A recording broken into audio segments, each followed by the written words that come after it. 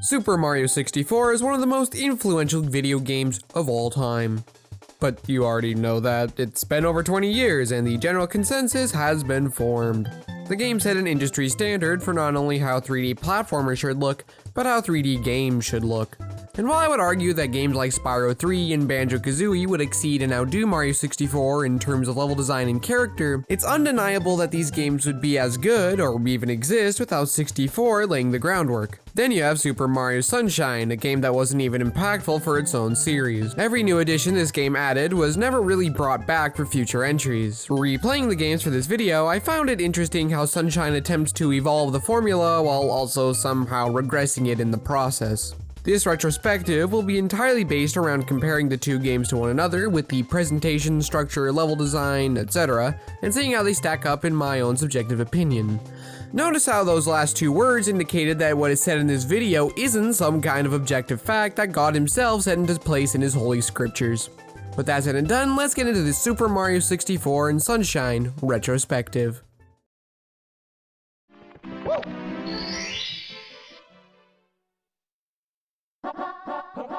Let's go. I think that comparing the visuals to one another is unfair, considering how vastly superior Sunshine is, though that's not to say that there isn't a charm with the more blocky designs of 64. For their respective consoles, both games look good, though obviously Sunshine is the better looking game overall. The water still looks great to this day. I love how expressive the character models are, the colors are wonderful and vibrant. It gives off the perfect vibe for a summer vacation. 64, by comparison, has this more abstract feeling to it, with the only thing that feels truly grounded being Peach's castle. A lot of this abstract feeling comes from the simple textures as well as the basic skyboxes. I think that it really fits since nearly every level is behind a painting. Not much else to say about the graphics. The music of these two games is great, though I will say that they do each have certain drawbacks. I love the file select theme from 64, it's so peaceful and calming. Bowser's theme is cool, as are the themes for his stages, and Peach's castle is obviously great and iconic. Dire Dire Docks, which should be called Jolly Roger Bay since you play that level first, is of course absolutely amazing, and I like the rest of the level tracks. Though the fact that tracks get reused so often is disappointing, and it kinda makes some themes a bit grating. Especially when the music doesn't really fit. Rainbow Ride and TikTok Clock using the slide theme is baffling. It doesn't fit and makes you wonder why Koji Kondo couldn't have written any unique music for these stages. Maybe I'm so spoiled by Ocarina of Time and Majora's Mask having a ton of great original compositions that going back to a soundtrack that has less is a little disappointing. Oh yeah, and also I forgot to write this in the script, but Bob-omb Battlefield is one of the best themes of any Nintendo game ever. I really like it and listen to it the most often out of any track in the game. Sunshine, on the other hand, has quite a few original pieces of music. Kyle Delfino is an absolute bop, one of my favorite pieces of music of any Nintendo game. I like the acapella cover of the series theme for the special stages, as well as the more mysterious cover of the underground theme for the airstrip. Nico Bay is wonderful and relaxing, and I love how they managed to rearrange the same general composition from Bianco Hills and make each track sound unique, while also more unified, unlike 64, which just reused Bob-omb Battlefield for several different stages with no differences. That being said, I'm not that big of a fan of the rest of the soundtrack from here. Bowser's theme is nowhere near as good as 64's, it doesn't really command a presence, and it isn't anywhere near as catchy. The underground theme isn't that good, which is weird when compared to the airstrip, which is an actual good and interesting take on it. Corona Mountain is somewhat foreboding, though for being honest, it just makes the level more frustrating.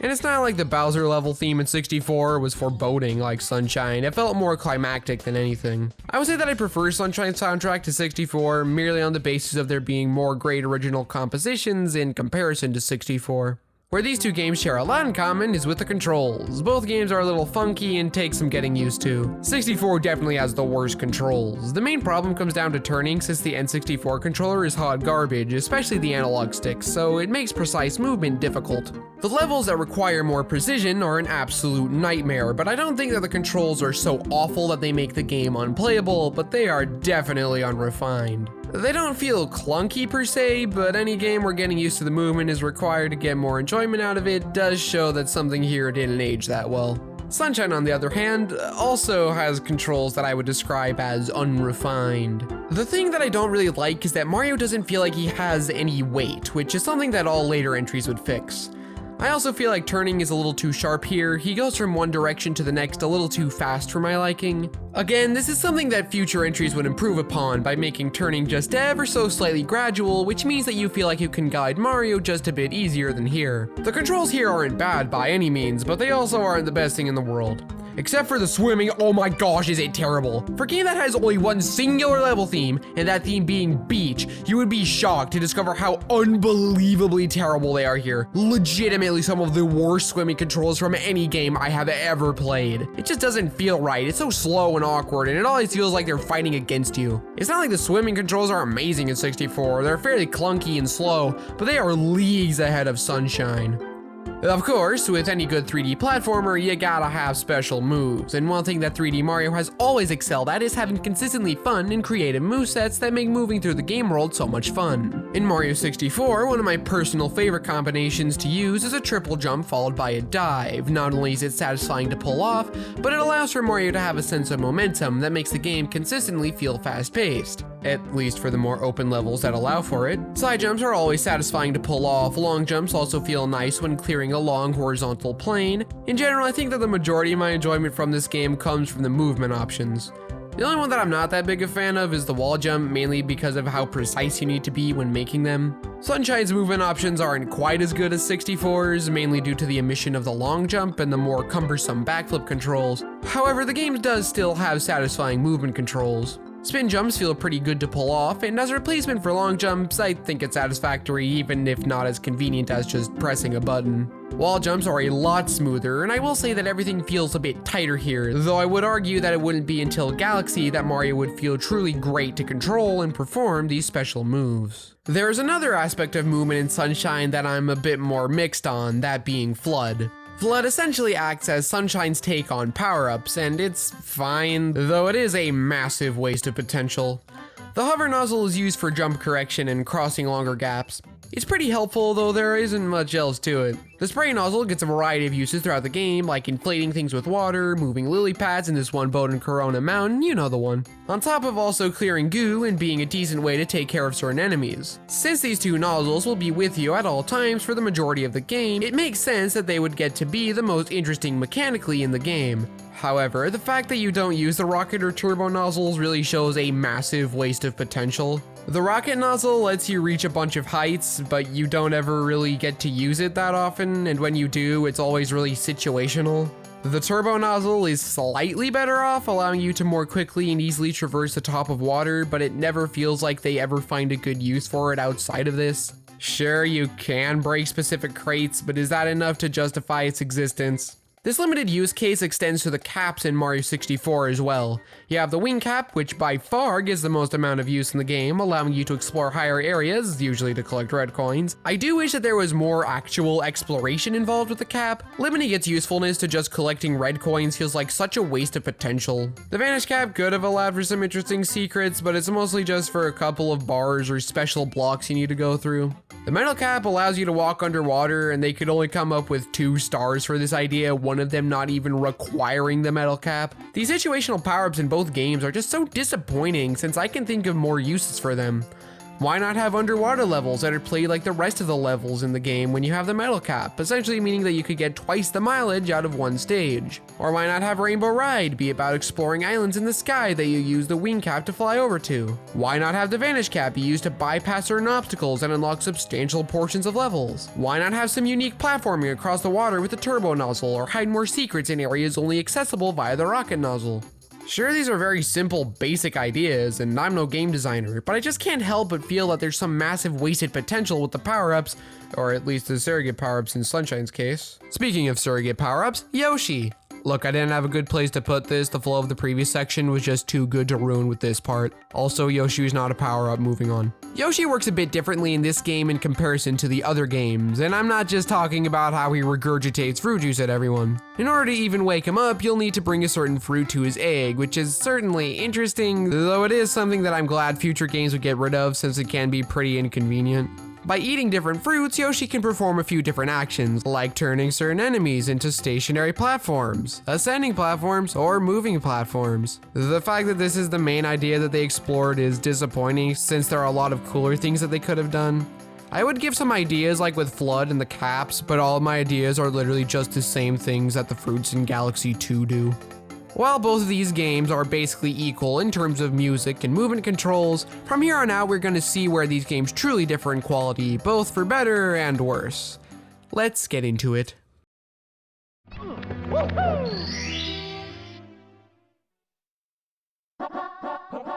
Let's go. The best way that I can explain the structure of these two games is to compare the openings from when you first start up a file to when you get into the first level. 64 has a more lackadaisical vibe to it. Peach invites Mario to the castle and Mario is just plopped into the world. You can explore around Peach's castle freely with a series of micro movement tutorials baked into the very design. From uneven terrain, to swimming, to trees that you can climb and other such stuff that allows you to get accustomed to both how Mario controls and feels in a 3D game.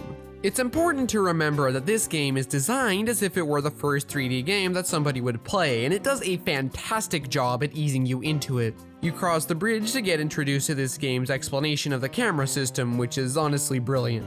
It adds a lot of charm to the game, despite the camera not really needing a proper reason for existing. Now, it's important that by this point the player doesn't know that Bowser has kidnapped Peach, since it means that the player will feel comfortable exploring outside and getting used to everything without some major threat looming over their heads that would otherwise encourage them to get into action before they're comfortable. Oh, my lungs. Once inside, you get an ominous message from Bowser and walk into the only room you're allowed to go into, accessing the first level. While it's fairly rudimentary, that's actually to the game's benefit. Not only does it make the game relatively quick to get into on repeat playthroughs, but it also makes it accessible to players of all skill levels. Sunshine, on the other hand, is a bit more involved, and it's not exactly to the game's benefit. The first major problem that I have with the opening is the multiple unskippable cutscenes. This makes the pacing really sluggish on repeat playthroughs, on top of the biggest issue, which is that you aren't really encouraged to get used to the controls or anything. Instead of in the courtyard of a castle with hills and a moat, you're on an airstrip, literally a flat plane. You learn about clearing goop and shine sprites, I suppose, but there's more of a focus on story rather than gameplay here, which wouldn't be too much of an issue if the cutscenes were skippable. Once you do finally get to Isle Delfino, you learn about certain sludge enemies or whatever, and then you do the same task you already did when on the airstrip.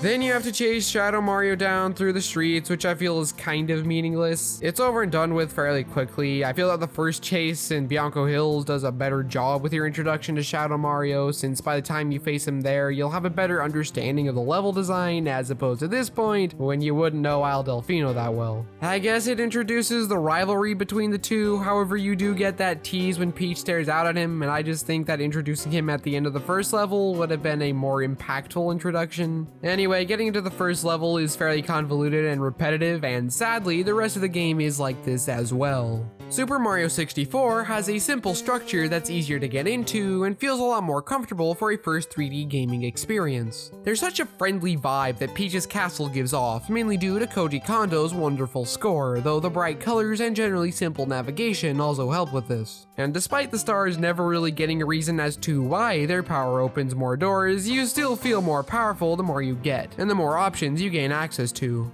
Adding to this simple discovery is that not every level is behind a painting. Defeating a Boo in the courtyard reveals the haunted mansion. Attempting to long jump into Mips reveals a fake wall that leads you to shifting sandland. And Snowman's Land is hidden behind a simple environmental puzzle where you have to use the mirror to find the level entrance. This ensures that the game remains engaging even when not actively in levels. The picture I'm trying to paint here is that Mario 64 is unapologetically focused on exploration and discovery, which is by far my favorite aspect of the game. The levels also follow this trend, though we'll take a look at them in the next section of the video.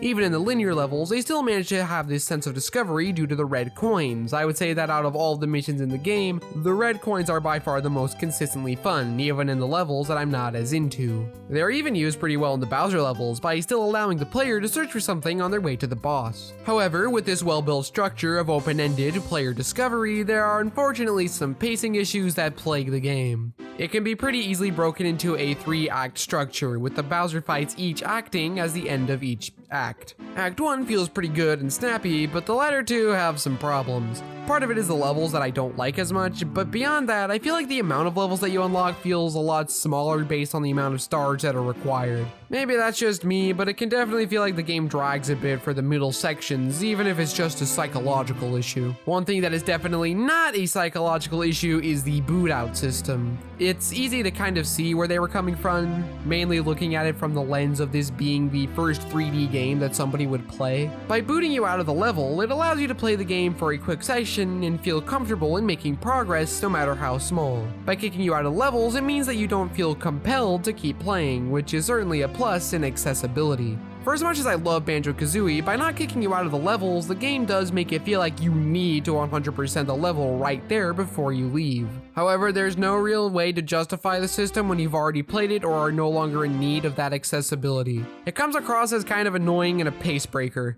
The levels that are more linear have you repeating entire sections just to get to new parts, and for the more open levels, it interrupts the flow of exploration. These aren't enough to ruin the game, however, they're minor grievances at most. Sunshine has entirely different problems with its structure. The main issue comes down to the clashing of the simultaneous linearity and the open-ended nature that the game wants to have. The boot-out system is much more easily justified due to the story-like nature of the levels, at least in theory. Basically, every level is broken down into episodes, and each of those episodes is dedicated to furthering a general story in each level. While this is a fun idea and a good way of organically tying the level progression into the world, it becomes an issue when a lot of the times it basically just asks you to make some progress, collect the shine, boot out, go back into the level and go down the exact path with the same obstacles and everything, and then make a bit more progress. Basically, every level is more like TikTok clock, which isn't a good thing. Making this focus on linearity even worse is when we compare it to 64. While some levels share this issue, and I'll be sure to complain about it very soon, its focus on collecting enough stars as opposed to clearing all of the levels allowed the player to easily move on to another level if they were either stuck or just getting tired of a certain stage. Since Sunshine doesn't do this, it means that the player has to grind out their time to clear an obstacle they're having trouble with, or have to push themselves to finish the level that would have long since lost its appeal. This overbearing restriction of player freedom just doesn't mesh well with the sandbox collectathon that the game wants to be. To be honest with you, I can't really think of any real reasons as to why they thought this would be a good idea. There's one saving grace with this game, however, and it's a very polarizing element: the blue coins. I'll save my main thoughts when I get to the 100%ing section of the video, but what I will say now is that the blue coins do a pretty good job at allowing the player to explore the levels for some goodies when otherwise it's a fairly monotonous linear romp. I need more water. Of course, none of this is to say that linearity is necessarily a bad thing, just that when in comparison to its predecessor, it's difficult to not see it as a significant downgrade. On its own, it's a little cumbersome and even a little annoying on an extended session, but it doesn't ruin the game by any means. Oh yeah, the hub worlds, I almost forgot. Peach's castle is really simple, but it is still iconic, and for good reason. Navigation is easy, progression is clearly defined, and there's enough nooks and crannies to hide secrets that it makes for an engaging experience and act as a good downtime in between levels. The secrets here are all pretty simple, but they are just out of the way enough that finding them is still satisfying. Even secrets that don't have anything to do with stars, like draining the moat. One thing that I love about it is that it encourages exploration of it as much as in the levels. There's this locked door at the top of the stairs, obviously being pretty eye-catching when you first walk into the castle. Then you get a key for defeating Bowser the first time, but when you try opening the door, it says that it can't open the door, which gives you a giddy feeling of excitement when you realize there's more to the game as you explore the castle trying to find this other locked door. Each level of the castle has a different yet cohesive aesthetic that gives them all a distinct feel. The first floor feels like a grand entrance, the basement is slightly flooded, making it feel dank and unkempt. The upper floor is more open and the walls are a brighter color, with this last room having darker blue walls without conveying something similar to the basement. This all makes it easy to remember what levels are where. Overall, simple yet good, not much else to it. Potentially hot take, no idea if this is a popular opinion or not, but Delfino Plaza is better than Peach's Castle. While not as convenient to navigate as Peach's Castle, it sacrifices that ease of navigation for a richer and more immersive experience. The plaza is what gives this game so much life. Not only is there a lot more general platforming incorporated into the plaza, but the progression through the game is really satisfying. The more shines you collect, the brighter the plaza gets. It's a super clever way of visually indicating to the player their progress while also making it feel like they are positively affecting the world. The blue coins in the plaza encourages the player to explore it as thoroughly as the levels, further integrating it into the world, on top of several more shine sprites than what Peach's Castle had to offer, including some special secret stages that I'll share my opinions on even though they are not unique in the slightest. Delfino Plaza is a great hub world, and while I don't have much to say about it, I will say it's easily the best hub world that Mario has ever had. It's the perfect size, it connects levels in a convenient way while also being fun to explore. But you don't play a Mario game for the hub worlds, you play it for the levels. So let's get into them.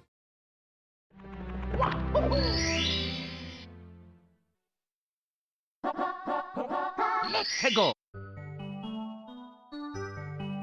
The levels in both of these games are generally well designed and fun romps, though there are a few stinkers here and there. Mario 64's best levels are the ones that are more open and allow for the most exploration. Bob-omb Battlefield, Cool Cool Mountain, and Whomp's Fortress are all levels that are based around a mountain or some vertical centerpiece. Cool Cool Mountain being the highlight due to starting at the top rather than the base. I like how there's an obvious path to take up, or in CCM's case down, the mountain while still having plenty of opportunities to look around and explore.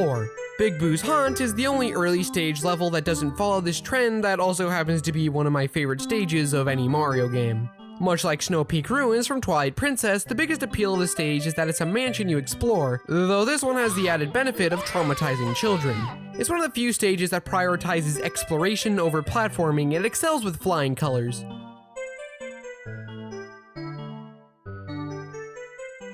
I don't really have much else to add here. I just think that they're some of the best stages in the game and are by far some of the most fun to explore, which is kind of upsetting considering that these are all on the first level of Peach's Castle, but hey, what can you do? On a similar note to this though, if I'm being honest with you, the further into the game I get, the less I enjoy the levels. I still enjoy some of the later levels, like Wet Dry World with his interesting ruined city aesthetic and water temple mechanics, Tall Tall Mountain, which is a slightly inferior level in comparison to Whomp's Fortress, but it has Monkey, so that makes up for it. Lethal Lava Land does a pretty good job at combining exploration and platforming. Snowman's Land is easily the more enjoyable of the two snow levels, and one of the only later stages that I think comes close to matching the sheer quality of the first floor stages. But there are a lot of levels in this game that I'm either apathetic towards or downright despise. Shifting Sandland is boring. I think that the pyramid is the only part of the level that I actually look forward to on repeat playthroughs, and even then, the platforming is fairly weak in comparison to the Bowser stages. Hazy Maze Cave is whatever. I like the navigation in this level, but that's about it. There are the other two water levels, which are easily the worst in the game, but not in a way that I have much to talk about. They both suffer from mediocre swimming controls as well as being incredibly empty, which makes going through them to grab stars a bit of a chore. Especially the 100 coin star, but I'll complain about that in a later section. Then we get to my 3 least favorite levels in the game that aren't water-based. Tiny Huge Island, Tick-Tock Clock, and Rainbow Ride. Ironically, the last 3 courses in the game. Now, you might be perplexed at my opinion that I hate Tiny Huge Island, and I would love to tell you why I feel this way. Go on. Okay, look, I've tried to put into words what exactly it is about this level that I dislike so much, but it's surprisingly hard to do so. This is a concept that Mario likes to do with the huge enemies and blocks and whatnot, and I just feel that Mario Bros. 3, New Super U, and Galaxy 2 just do a better job with it than here. When you're huge, you have to try and maneuver Mario around so that he doesn't fall off the stage, which is too tricky for me to feel anything other than extreme annoyance. It doesn't even feel like Giant Mario gets any real use here. Maybe if the stars weren't so heavily weighted in Small Mario's favor, then I wouldn't have that big of an issue. Speaking of Tiny Mario, this is the size that you actually get to explore the island with, and it is quite boring. With the stages that I actually enjoy, I can visualize in my head their general layout, but not with this one. The best way that I could describe this level is functional platforming, no more, no less. But at least there's more exploration here than with the other 2 stages. To illustrate why Tick-Tock Clock sucks, let me show you what you do for the first few stars, not taking into account when you jump into the level because that would take more words than I'm willing to type/say. Go into the level. Make your way through the platforming sections until you get to the cage. Get booted out. Go back in and do literally the exact same platforming you just did until you get to the cage. Then progress until you get to the pendulums. Get booted out and do literally the exact same platforming you just did until you get to the pendulums. Then progress until you get to the moving hand. Jump on it and wait until it brings you to the star. Get booted out and do literally the exact same platforming you just did until you get to the hand. Yeah, I think you get the picture. The platforming here isn't exactly the strongest thing ever, though when everything is moving, it at least makes for a stimulating experience. The same cannot be said for the worst level in Mario 64, Rainbow Ride.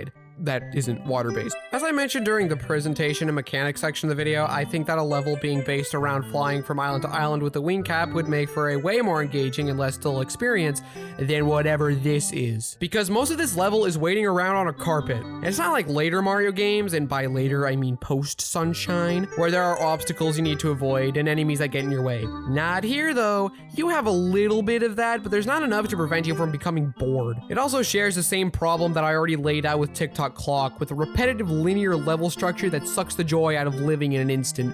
These individual sections are fine, but getting to them is a more painful way of achieving the same effect that you get when playing the Elegy of Emptiness. While I did just do a lot of complaining, the good stages definitely made up for the not good ones. Besides, the names of the levels are just fun. I love how most either use alliteration, or in the case of Hazy Maze Cave and Shifting Sandland, a sweet rhyme. But then you have the absolutely shameful Womp's Fortress, Jolly Roger Bay, Snowman's Land, and Tiny Huge Island. At least two of them are fun to make up for it. The last stages to talk about before we get to Sunshine are the Secret and Bowser stages. The Secret stages are all fairly basic, but most of them are harmless enough. The slide is pretty fun, trying to get a high score along with trying to get the shortcut. The aquarium is boring, but finding it as a child was pretty cool. Wing Mario over the rainbow is a much better, much more fun secret stage than the one where you unlock the wing cap. The other two stages where you unlock a cap are both decent enough and do a pretty good job at familiarizing yourself with the caps. Apologies, you're gonna have to hear the dryer. I'm kind of worried that it's gonna blow up one day. Let's just hope it's not while I'm recording this video. I don't want you to hear my blood-curdling screams. But the highlights are the Bowser stages. All three are great and feature much stronger platforming than something like TikTok Clock, mostly due to the length and lack of repetition present with them. As mentioned earlier, the red coins do a great job at creating a sense of exploration in them, which allows them to be fairly cohesive with the rest of the game. On top of that, they're just fun and act as great climaxes for the end of that act of the game. Bowser in the sky obviously being the most climactic of them all. Not much else to say, but it would have been weird to not mention them at all. Sunshine has half the stage count as 64, though I would say that the quality of these stages more than makes up for it. That being said, let's talk about the second worst stage in the game first, Bianco Hills. To illustrate why Bianco Hill sucks, let me show you what you do for the first few shines. Go into the level and make your way down this path to the windmill, then collect a shine. Get booted out and go down literally the exact same path, except this time you get to the windmill and scale it. Get booted out and go down literally the exact same path, except this time you deviate from it towards the middle portion and make your way to the secret area in the hillside. Get booted out and you go down to the start of the path, but hang out in the village to hunt for some red coin. Get booted out and once again barely advance beyond the village to harass Petey Piranha again in a far less engaging fight, but we'll complain about that in the next section. Get booted out and go down the same path that has now become dull by this point and find the second secret entrance. Get booted out and this time you chase Shadow Mario through the stage. And this is the first level! After an intro that was already kind of boring, drawn out, we have a stage that isn't even that fun. Other than that, the stages are great and are of much more consistent quality than that of 64. While the general theme of Sunshine is beach, there's a more specific theme that it targets, that being tropical resort. As such, the stages all follow this theme: a harbor, a beach, a hotel, a theme park, a quiet bay, and 2 villages. Along with the video game equivalent of what hell is like, we're not there just yet. On top of these locations, just immersing yourself into this world and presenting an idealistic vacation spot, and hell, it also does a pretty good job at providing good platforming in its own right. Most of the time anyway. Rico Harbor is one of the better examples since it has a bunch of cranes and boats that are all arranged in a way to provide that sweet platforming goodness. Pina Park has all the attractions and rides, Noki Bay has the cliff faces, and Pianta Village has all the village houses and trees and whatnot. But then we have Gelato Beach and Serena Beach. Serena Beach, being the hotel level, I can forgive the lack of platforming since the hotel exploration is quite fun. But for Gelato, it's a perfectly fine level, there's not much necessarily wrong with it, but still third worst. which is at least 10 times better than 64's third worst level, which is a definite win in Sunshine's case. It's been a while since I've complained though, so let's talk about Corona Mountain. Oh my gosh, it's the C word. It predicted the 2020 pandemic since it was hell on Earth, and this is an accurate description of hell. Can you tell that I think this level sucks? The boat. This causes me to weep and gnash my teeth. There's no reason that it should be this awkward and uncomfortable to guide. Other than that, it's all fairly basic platforming with some being on fire. It only really tests how fast you can switch between nozzles. This stage is either boring or an accurate description of what sinners do in the afterlife, and there is no in between. Sunshine also has a variety of special stages, which are fine, I guess. Please note that I am talking about the special stages you find in the levels themselves and not the other kind, which we'll get to during the 100% completion section. Thank you. The most notable thing about them is that you don't have flood to rely on, so you can't correct your jumps, so the horror. Some of them have a secondary challenge where you have to collect the red coins, and they're also fine, I suppose. Unlike the Bowser stages in Mario 64 though, they don't really add a level of exploration here. It just feels like an added platforming challenge. It's not that big of a deal though. The general quality of the levels in Sunshine is disappointing in a way, since there were a few that had to be cut because they needed to get it out soon. It's similar to Wind Waker in that the cut content severely hurts my enjoyment of the game. Unlike Wind Waker, however, in the case of Sunshine, it's just a case of me wanting more of that content instead of wishing it was there in place of the boring slog of the Triforce hunt. Sorry, I almost forgot this isn't a Zelda retrospective. Despite enjoying these stages a bunch, I can't really find much to talk about. It pretty much just boils down to, I think they are fun. The highlights of these stages in both games are fantastic and are of equal quality in my eyes. And the lows are also equal. Of course, where 64 succeeds over Sunshine is that 64's stages are all so focused on the player exploring the level to find whatever star they want, as opposed to Sunshine, which railroads you into collecting only the shine that you selected, which leads to the platforming and blue coins to be the only thing that the levels have going for them. Overall, the levels in these games, despite some issues, both provide a fun and competent 3D platforming experience.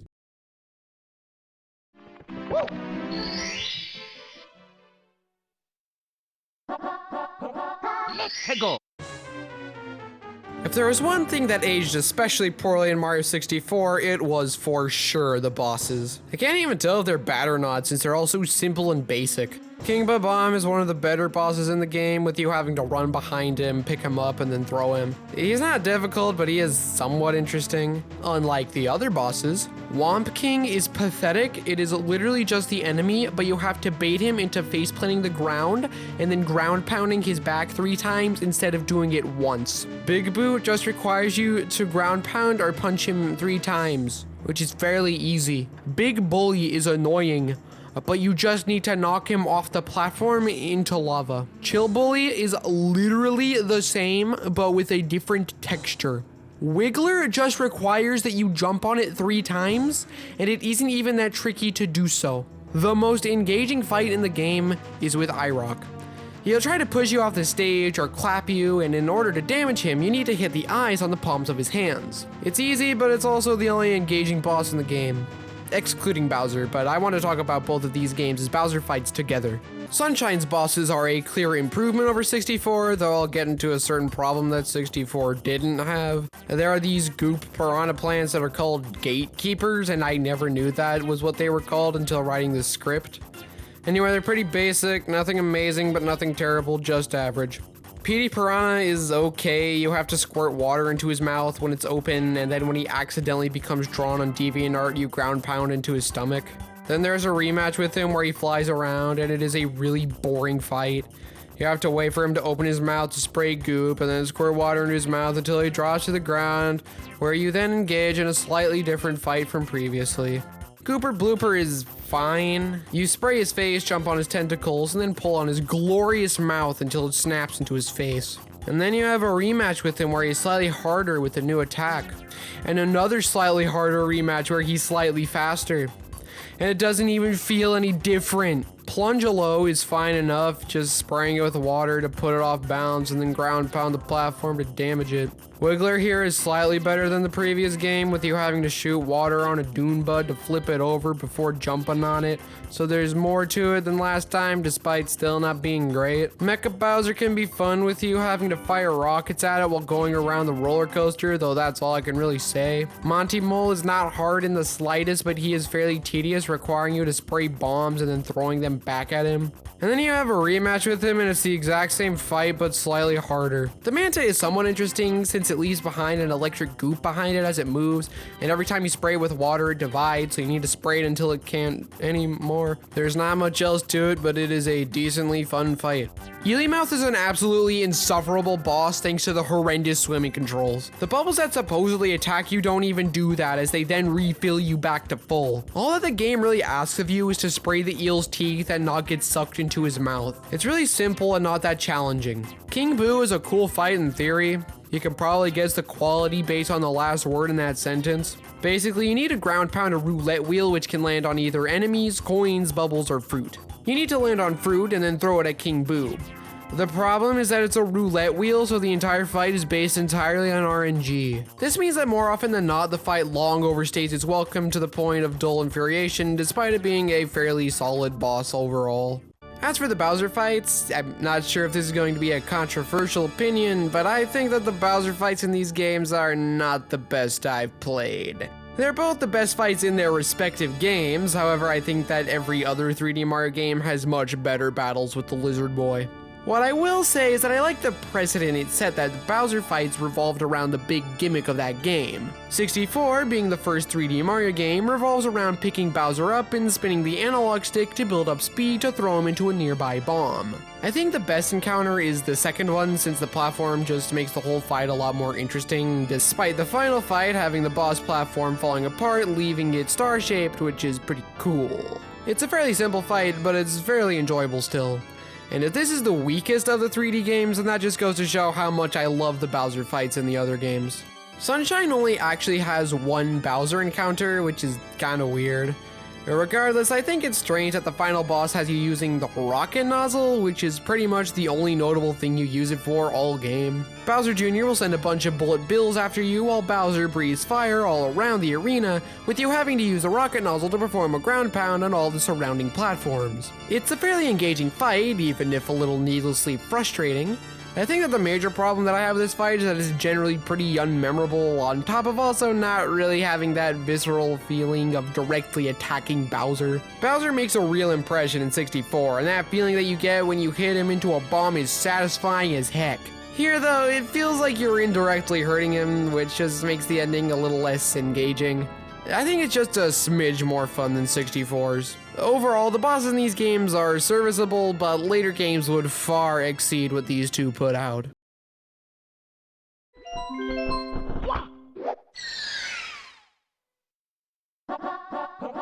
Let's go. This is a spiel that is present in all the 3D Mario retrospectives because it's important for the context of why I 100% these games. The 100% experience of a 3D platformer is one of the most important aspects of the game for me. While any percenting is fun and all, there's this specific desire to collect and do everything there is to collect and do, and with these types of games only. 100%ing Zelda is awful, but I could do Banjo-Kazooie all day. It's hard to put into words, but I think the main thing with it is because with most 3D platformers, you're already spending the whole game collecting things anyway, so the 100% one is pretty much just doing more of what I was doing the whole game anyway, as opposed to Zelda, which is entirely about the adventure, and collecting stuff is merely a side activity. The closest that comes to this is beating all 120 shrines, and I would gladly do that again. And now on to the video specific portion. Probably the most controversial opinion I'm going to share in this video is that I think Super Mario Sunshine is the much more satisfying game to 100% of the two. To explain why, let's talk about 64. Despite only having 120 power stars, I find that the game can be fairly monotonous when trying to grab them all. It's a very similar feeling to trying to grab all of the Korok seeds in Breath of the Wild. The many stars are there so that there are plenty of options on any given playthrough as to what you get. Unlike Breath of the Wild, however, this game doesn't give you a PNG of a golden turd, rather giving you a sparkly triply jump as well as getting to talk to Yoshi. I think that's a really cool reward, and I won't deny that it's incredibly satisfying to grab that last star, but that doesn't mean that it's worth grabbing all of them on every playthrough. The stages that I don't like that much are always so boring when trying to go for everything, and it makes me like them even less. Even with stages I do like, there's almost always a guaranteed mission that I'm going to hate. But I'll get to that when talking about it with Sunshine, because it's something that I hate equally with both games. I think that it's important to note that while I prefer 100%ing Sunshine overall, it still has some absolutely asinine moments. 64 is mostly just a dull experience, but Sunshine is either a ton of fun or some of the worst, most frustrating moments and stages of any game I have ever played. At least 64 is consistently dull. The watermelon mission is awful. The pachinko machine and lily pad ride are both the worst. I have nothing to add here. They are truly as bad as everyone already knows they are. In theory, they're fine, but the physics just make all three of these the worst moments of any Mario game ever. And yes, I do truly mean that. And then you have the 100 coin stars, which are awful in both games, mostly because they revolve around you scrounging around the entire stage for every loose coin. And some stages have such a low coin count that it makes the experience really boring, and even fun stages become unfun. Wom's Fortress is the only stage that I can think of from either game where I actively try to collect 100 coins, since there are a bunch of coins packed fairly densely across the entire stage. It takes a bit of time, but it's actually really fun and rewarding in this singular stage. So 4.54% of the stages are actually fun when collecting 100 coins. Once again, this is very much an Elegy of Emptiness situation in both games. I'd argue that they're even worse than the pachinko stage in Sunshine, since at least there I have feelings, even if it is just the pain in my hands from stabbing myself with a broken jagged plastic after breaking my controller. Really getting a good word count with this video. What elevates Sunshine above 64 are the blue coins. Yep, I'm the world's #3 blue coin apologist, right behind Paradigm Gamer and probably some other person.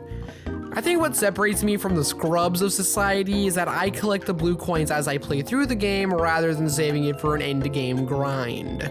There are 30 in each stage, which is a little much, but it gives every stage a plethora of exploration despite the linear progression of the stages. The ones at Corona Mountain pretty much all suck since Boat, but other than that, there really aren't any I would consider outright bad. There are for sure some cryptic ones, but they're so infrequent that I would consider it a complete non-issue. Honestly, I don't really have much other reason for why I like them beyond that the exploration that they add to Sunshine is great, and it injects so much life and fun into this game that it is unreal. Stages like Bianco Hills become a lot more tolerable when I'm scanning every nook and cranny for them. The only other thing of note I have is that the reward for collecting them are shine sprites, and in this game they are explained as being the source of light for Isle Delfino, and Mario was even charged for their absence. And yet these frickers have 21 of them just stashed away. Really makes you think. Overall, despite not having a ton to say about either of these games' 100% experience, I think that both games fall short in a lot of areas, but Sunshine manages to pull itself back up with the blue coin. Otherwise, they would both be dull and occasionally frustrating. Let us now wrap this video up because I cannot find a good transition.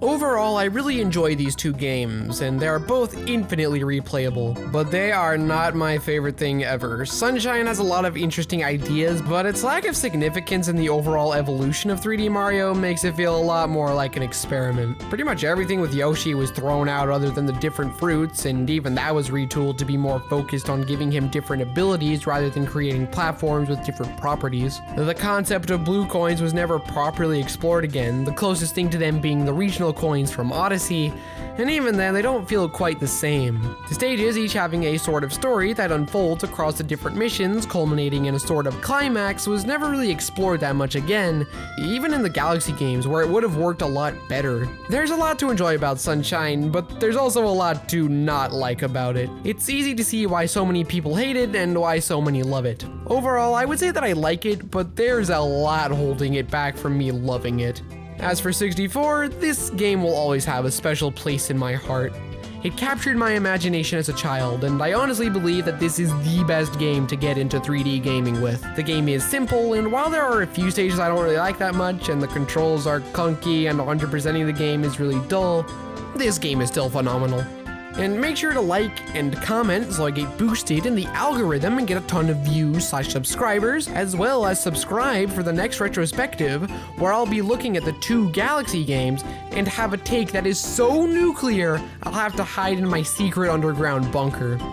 Thanks for watching, and have a great rest of the day/night.